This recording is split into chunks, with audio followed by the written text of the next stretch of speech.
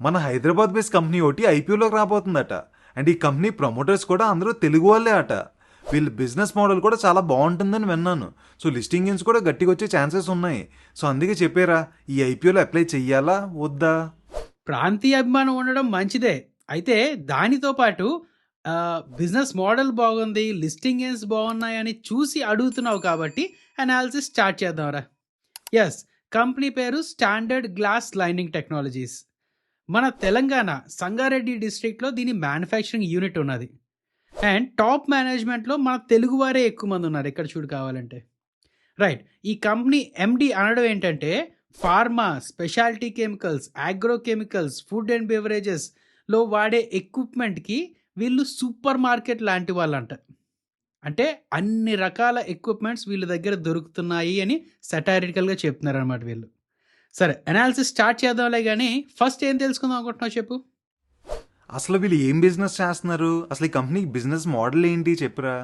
Okay friends, దానికన్నా ముందు మన ఈ రూపాయి ఛానల్లో స్టార్ట్ చేసుకున్న stock market beginner to pro for free అనే సిరీస్ చూసారా లేదా మీరు? ఫస్ట్ వీడియో నిన్నే పెట్టడం జరిగిందండి. అండ్ కంటిన్యూస్గా వీడియోస్ పెట్టుకుంటూ ఉంటాం. మీ స్టాక్ మార్కెట్ జర్నీని ఈజీగా చేయబోతుందండి ఈ సిరీస్, మిస్ అవ్వకండి. అలాగే మా వీడియోస్ నచ్చితే ప్లీజ్ ఒక్క లైక్ చేయండి, ఒక్క షేర్ అండ్ సబ్స్క్రైబ్. రైట్, ఈ standard glass lining pharma, chemicals and food processing ఇండస్ట్రీస్కి ఎసెన్షియల్ ఎక్విప్మెంట్ మ్యానుఫ్యాక్చర్ చేస్తూ ఉంటారు. సరే, నీకు ఈజీగా అర్థమయ్యేటట్టే చెప్తానులే. సినిమాల్లో లేక ఎక్కడ చూసినా కెమిస్ట్రీ సైంటిస్టులు చూడు 2 మగ్గులు అంటే ఫ్లాస్కులు పట్టుకొని కెమికల్స్ కలుపుతూ ఉంటారు కదా, అది చిన్న చిన్న మిక్సింగ్కి. అలాంటి కెమికల్స్ పెద్ద పెద్ద మోతాదుల్లో కలిపి ఎక్స్పెరిమెంటింగ్స్ అని తయారు చేయడం అని, మెడిసిన్స్ తయారు చేయడం అని చేసే pharma clients like doctor Reddy's, Aurobindo pharma etcetera, వీళ్ళకి మెడిసిన్స్ ప్రిపేర్ చేయడానికి ఈ ఇమేజ్లో చూపించినట్టు గ్లాస్ లైన్ రియాక్టర్స్ వీళ్ళు మ్యానుఫ్యాక్చర్ చేసి సప్లై చేసి ఇన్స్టాలేషన్ కూడా చేస్తారనమాట. అలాగే speciality chemicals like Deepak nitrate అని, మ్యాగ్మానీ ఆర్గానిక్స్ అని కెమికల్ క్లయింట్స్ ఉన్నారు వీళ్ళు. వాళ్ళకి ఆ స్పెషాలిటీ కెమికల్స్ మ్యానుఫ్యాక్చర్ చేయడానికి రియాక్టర్స్ అని, స్టోరేజ్ ట్యాంక్స్ అని వీళ్ళు ప్రొవైడ్ చేస్తూ ఉంటారనమాట. అలాగే ఆ కెమికల్స్ తయారు చేయడానికి టెంపరేచర్ ఉండాలి కదా, నార్మల్ స్టవ్ మీద పెట్టడం కదా, వాటి కోసం హీట్ ఎక్స్చేంజెస్ వాడతారనమాట. ఆ ఎక్విప్మెంట్ కూడా వీళ్ళు మ్యానుఫ్యాక్చర్ అండ్ సప్లై, ఇన్స్టాలేషన్ కూడా చేస్తూ ఉంటారు. నెక్స్ట్, ఐటీసీ, బ్రిటానియా లాంటి ఫుడ్ ప్రాసెసింగ్ కంపెనీస్ ఆ ఫుడ్ ప్రొడక్షన్ సేఫ్ అండ్ హైజీన్గా అవ్వాలి అంటే స్టోరేజ్ ట్యాంక్స్లో స్టోరేజ్ చేయడం అని ప్రొడక్షన్ చేస్తూ ఉంటారు కదా, ఆ స్టోరేజ్ ట్యాంక్స్ వాళ్ళకు కూడా టెంపరేచర్ మెయింటైన్ చేసి ఫుడ్ ప్రాసెస్ చేయడానికి హీట్ ఎక్స్చేంజెస్, ఇలా చాలా ఎక్విప్మెంట్ ఈ స్టాండర్డ్ గ్లాస్ లైనింగ్ వాళ్ళు తయారు చేసి సప్లై చేసి ఇన్స్టాల్ కూడా చేస్తారు. అంటే ఎండ్ టు ఎండ్ సొల్యూషన్స్ ఇస్తూ ఉంటారనమాట వీళ్ళు. ఇలాంటి ప్రోడక్ట్స్ వీళ్ళ దగ్గర సమ్ 65+ ఉన్నాయంట. అండ్ ఒక ఫార్మా ఇండస్ట్రీ ఉన్నదనుకో, దాంట్లో యూజ్ చేసే ఎక్విప్మెంట్స్లో 80%కి పైగా ఎక్విప్మెంట్స్ వీళ్ళ ప్రోడక్ట్ పోర్ట్ఫోలియోలో ఉన్నదనమాట. అందుకనే ఈ క్లయింట్స్కి మేము ఒక సూపర్ మార్కెట్ లాంటి వాళ్ళు అని చెప్పి సెటారికల్గా చెప్పారు ఎండి. రైట్, బేసిక్స్ నీకు అర్థమైంది కాబట్టి ఇప్పుడు జాగ్రత్తగా విను. ఇలాంటి స్పెషలైజ్డ్ ఇంజనీరింగ్ కాంపోనెంట్ మ్యానుఫ్యాక్చరింగ్లో టాప్ 5లో ఉన్నారు వీళ్ళు ఇండియాకి గాను. అండ్ ఇలా ఎక్విప్మెంట్సే కాకుండా టర్న్ కీ సొల్యూషన్స్, అంటే ఒక ప్లాంట్ని స్క్రాచ్ నుంచి బిల్డ్ చేసి మొత్తం తయారు చేసి ఇచ్చేస్తారన్నమాట క్లయింట్కి. అర్థమైందా?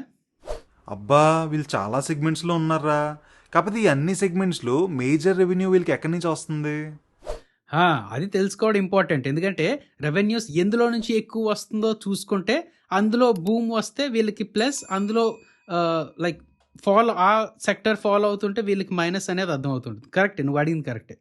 రైట్, వీళ్ళకి 82% ఆఫ్ ద రెవెన్యూస్ ఫార్మా నుంచి, 13% అగ్రో కెమికల్స్ నుంచి, అండ్ మిగతాది 5% ఫుడ్ అండ్ బెవరేజెస్ అని, బయోటెక్నాలజీ అని, ఇలా మిగతా ఇండస్ట్రీస్ నుంచి వస్తూ ఉంటుందన్నమాట. ఓకే, సో ఫార్మా అండ్ కెమికల్స్లో వీళ్ళకి ఎక్కువ ఫోకస్ ఉందన్నమాట. ఎస్, అయితే ఈ మధ్య అంటే first half of FY25 financials ప్రకారం 75% ఆఫ్ ద రెవెన్యూస్ ఫార్మా నుంచి వస్తున్నాయి. ఫుడ్ అండ్ బెవరేజ్ సెగ్మెంట్లో రెవెన్యూస్ తాలూకా షేర్ పెరిగిందనమాట. సో కొంచెం డైవర్సిఫై అవుతున్నట్లే వీళ్ళు. రైట్, ఇంకేం తెలుసుకోవాలనుకుంటున్నావు చెప్పు. అసలు ఈ కంపెనీ ఐపీఓ ద్వారా ఫండ్స్ ఎందుకు రేజ్ చేస్తుంది? కంపెనీని ఎక్స్పాండ్ చేయడానికా, లేదా ప్రమోటర్స్ డబ్బు తీసుకుని exit అయిపోదామన్నా?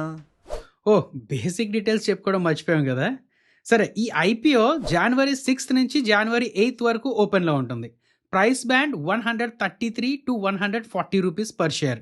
Lot size 107 shares. So, ఒక లాట్ అప్లై చేయడానికి మినిమమ్ ₹14,980 ఉండాలి వీళ్ళకి.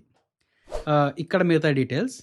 నెక్స్ట్, వీళ్ళు మొత్తం 410 క్రోర్స్ రైజ్ చేస్తున్నారు. ఇందులో 200 క్రోర్స్ ఓఎఫ్ఎస్. ఎవరు ఎంత ఎగ్జిట్ అవుతున్నారు ఏంటి ఇక్కడ చూడొచ్చు నువ్వు. Next, fresh issue 210 crores. ఇది కంపెనీకి వెళ్తుంది. ఇందులో 130 క్రోర్స్ వర్కింగ్ క్యాపిటల్ తాలూకా లోన్స్ రీపే చేయడానికి, 40 క్రోర్స్ వీళ్ళ మ్యానుఫ్యాక్చరింగ్ కెపాసిటీ ఎక్స్పాండ్ చేయడానికి, 20 క్రోర్స్ సమ్ పొటెన్షియల్ ఎక్విజిషన్స్ అలా ఉన్నాయి. దాని గురించి తర్వాత చెప్పుకుందాం. అండ్ మిగతావి జనరల్ కార్పొరేట్ ఎక్స్పెన్సెస్ కోసం. ఇంకొకటి ఏంటంటే రిటైల్ కేటగిరీకి 35% అలొకేట్ చేశారు వీళ్ళు. సో అలాట్మెంట్ ఛాన్సెస్ కూడా పెరుగుతాయి అన్నమాట. ఈ కంపెనీ వాల్యుయేషన్స్ పరిస్థితి ఏంటి? వాల్యుయేషన్స్ మరీ ఎక్కువగా ఉందా? బాగానే ఉందా? అది నీకు అర్థం కావాలంటే నీకు ముందు ఈ స్టాండర్డ్ గ్లాస్ లైనింగ్ తాలూకా కాంపిటీటర్స్ ఎవరో తెలియాలి కదా. వీళ్ళకి ఎక్కువ రెవెన్యూస్ గ్లాస్ లైన్డ్ ఎక్విప్మెంట్ నుంచే వస్తున్నాయి కాబట్టి అందులోనే కంపేర్ చేద్దాం. జిఎంఎం ఫాడ్లర్ విన్నావా? ఇది కోవిడ్ టైంలో బాగా పెరిగింది. ఆ కంపెనీకి ఇండియన్ మార్కెట్లో 33.3% మార్కెట్ షేర్ ఉంది. హెచ్ఎల్ఈ గ్లాస్ కోట్ అని సేమ్ టైప్ ఆఫ్ బిజినెస్, వీళ్ళకి 25.4% మార్కెట్ షేర్. అండ్ ఈ స్టాండర్డ్ గ్లాస్ లైనింగ్కి 16.7% market share. So size wise కొంచెం తక్కువే. నౌ ఈ ముగ్గురిని కంపేర్ చేస్తే ముందు ప్రైస్ టు బుక్ రేషియోలో చూస్తే స్టాండర్డ్ గ్లాస్ది 4.3 టైమ్స్, జిఎంఎం 5 టైమ్స్, హెచ్ఎల్ఈ వాళ్ళది 4.5 టైమ్స్.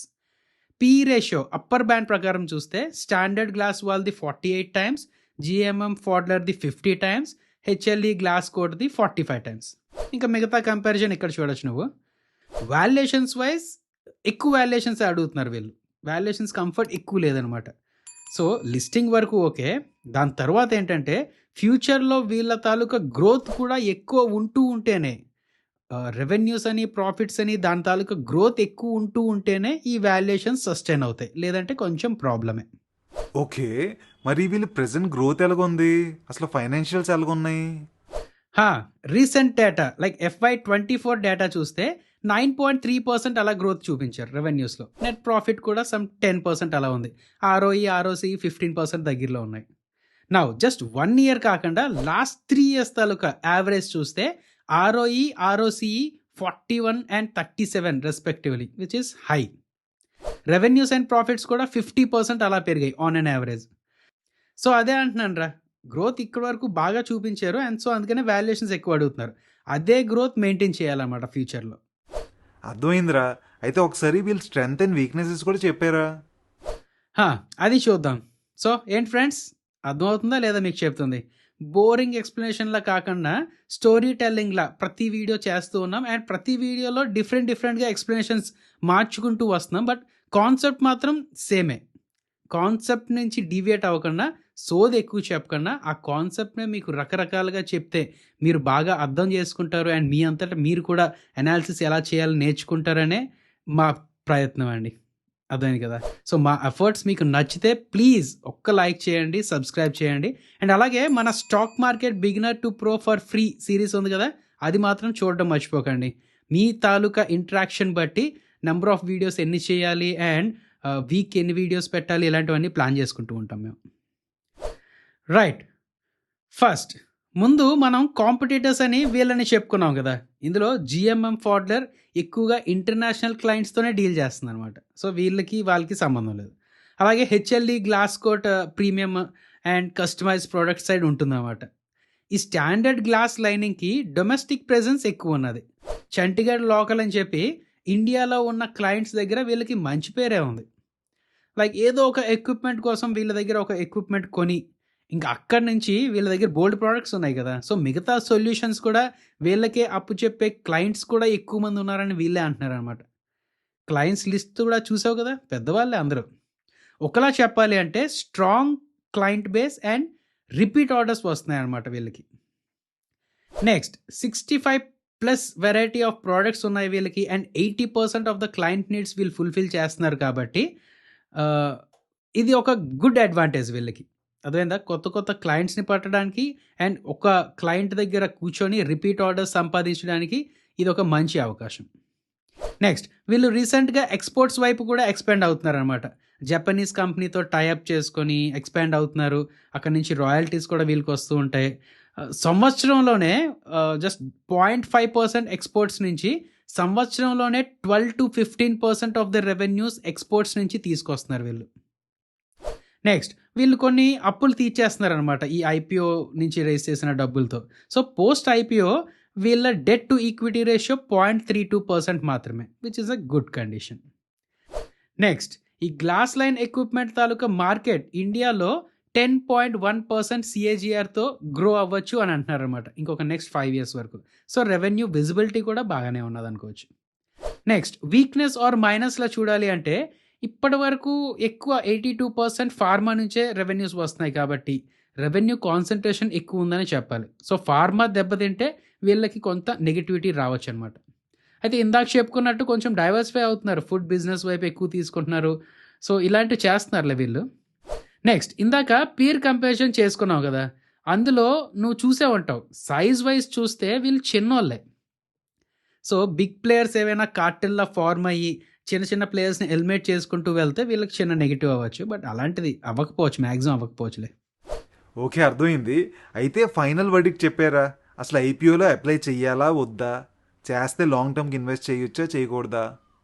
ఓకే ఇప్పటి వరకు చెప్పుకున్న వాటితో పాటు చైనా +1 స్ట్రాటజీ ఉన్నది కదా, అది ఇండియన్ ప్లేయర్స్కి పాజిటివ్ అని ఉంది. ఎక్స్పోర్ట్స్ మార్కెట్లో వీళ్ళు ఎంట్రీ స్టార్ట్ చేశారు. గ్లోబల్ ప్లేయర్స్తో జేవీస్ ఫార్మ్ అవ్వడం అని, రాయల్టీస్ తీసుకోవడం ఇలాంటివి చేస్తున్నారు. ఫార్మానే కాకుండా వేరే వేరే ఇండస్ట్రీస్ కూడా ఎక్స్పాండ్ అవ్వడం అని, అంటే ఇవన్నీ చూస్తుంటే వీళ్ళ బిజినెస్ ప్లాన్స్ బాగానే ఉన్నాయి. ప్రమోటర్స్ కూడా స్ట్రాంగ్ టెక్నికల్ నాలెడ్జ్తో ఉన్నట్టే కనిపిస్తున్నారు. ఇంకా ప్రీ ఐపీఓ ప్లేస్మెంట్స్ కూడా సమ్ 140 రూపీస్ దగ్గర ఇన్స్టిట్యూషనల్ ఇన్వెస్టర్స్ తీసుకుంటున్నారని చెప్పి విన్నాను, which is a good sign for confidence. ఇంకా ఫ్రైడేకి చూస్తే సమ్ 65% అలా జిఎంపీలో ట్రేడ్ అవుతుందన్నమాట. సో లిస్టింగ్ గెయిన్స్ కూడా బాగానే రావచ్చు అని అనిపిస్తుంది, ప్రొవైడెడ్ అప్పటి మార్కెట్ స్టేట్మెంట్స్ సెంటిమెంట్స్ ఇవన్నీ చూస్తూ ఉండాలి. సో నేను అంటుంది ఏంటంటే లిస్టింగ్ గెయిన్స్ కోసం అయితే అప్లై, ఇంకో మాటే లేదు.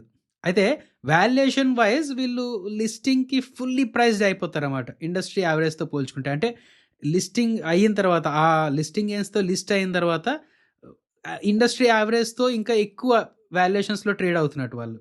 సో ఫండమెంటల్గా చూసుకుంటే అక్కడ నుంచి ఎక్కువ పెరగడానికి స్కోప్ ఉండదన్నమాట. అయితే అప్పుడు సెంటిమెంట్స్ బట్టి ఒక బ్యాచ్ కొనడం, ఒక బ్యాచ్ అమ్మడం వల్ల వాల్టైల్గా తిరుగుతూ ఉంటుంది. అక్కడి నుంచి ఒక 10%, 20% ఎంతో పెరగచ్చు. బట్ లాంగ్ టర్మ్గా చూసుకుంటే మాత్రం మరీ ఎక్కువ గ్రోత్ కనబడట్లేదు అనమాట. అదేంది కదా. సో నేను అంటుంది ఏంటంటే బాగా లాంగ్ టర్మ్కి ఉంచుకోగలం, డీసెంట్ రిటర్న్స్ వస్తే చాలు, అండ్ అలాగే షార్ట్ టర్మ్ ఫ్లక్చుయేషన్స్కి మాకు సంబంధం లేదు అనుకుంటే లాంగ్ టర్మ్ కోసం చూస్తూ ఉండొచ్చు అనమాట. బట్ అలా కాకుండా షార్ట్ టర్మ్ ప్రాఫిట్స్ కోసమే చూస్తాము అన్న వాళ్ళు మాత్రం షార్ట్ టర్మ్లో ప్రాఫిట్స్ బుక్ చేసేసుకోవడమే మంచిదన్నమాట, నా పర్సనల్ ఒపీనియన్ ఇది. ఎందుకంటే వాలటైల్గా ఉండబోతుంది. అండ్ ఇంకొకటి లేదు, అలాగా నేను షార్ట్ టర్మ్ ప్రాఫిట్స్ బుక్ చేసుకోను అంటే అట్లీస్ట్ ఎస్ఎల్ని అయినా మాత్రం స్ట్రిక్ట్గా ట్రైల్ చేసుకుంటూ వెళ్తూ ఉండాలన్నమాట. అదే కదా. అండ్ ఇంకొకటి అలాట్ అవ్వని వాళ్ళు లిస్ట్ అయ్యాక బై చేసుకోవచ్చా అని నన్ను అడిగితే లిస్టింగ్ గెయిన్స్ ఎక్కువ వచ్చాక ఇంకా అక్కడి నుంచి పెద్ద స్కోప్ అయితే ఎక్కువ లేనట్టే ఉన్నది. సో అన్నెసరీ అనమాట, ఇంకా మంచి మంచి స్టాక్స్ ఐపీఓస్ ఉంటూ ఉంటాయి. సో ఇదండి నా వ్యూ. లిస్టింగ్ గెయిన్స్ కోసం అయితే పక్కా అప్లై, షార్ట్ టర్మ్లో లిస్ట్ అయిన తర్వాత వాలటిలిటీ అయితే ఉండబోతుందని అనిపిస్తుంది. బాగా లాంగ్ టర్మ్కి అయితే మాత్రం మంచి కన్విక్షన్ ఉంటేనే హోల్డ్ చేసుకోవడం మంచిది. సో ఇదిరా, అందరినీ కవర్ చేశానని అనుకుంటున్నాను నేను. అందరినీ కవర్ చేసావురా, నేనైతే ఫుల్లీ సాటిస్ఫైడ్. అసలు వీడియో స్టార్టింగ్లో నాకు ఈ కంపెనీ గురించి ఏమీ తెలియదు, కానీ ఇప్పుడు క్లారిటీ వచ్చింది. సో ఫ్రెండ్స్, మీకు కూడా ఈ వీడియో నచ్చిందా లేదా? నచ్చితే వెంటనే లైక్లు, షేర్లు, సబ్స్క్రైబ్ చేసేయండి. ఎందుకంటే ఫ్యూచర్లో ఇంకా మరిన్ని IPO videos, stock market videos రాబోతున్నాయి.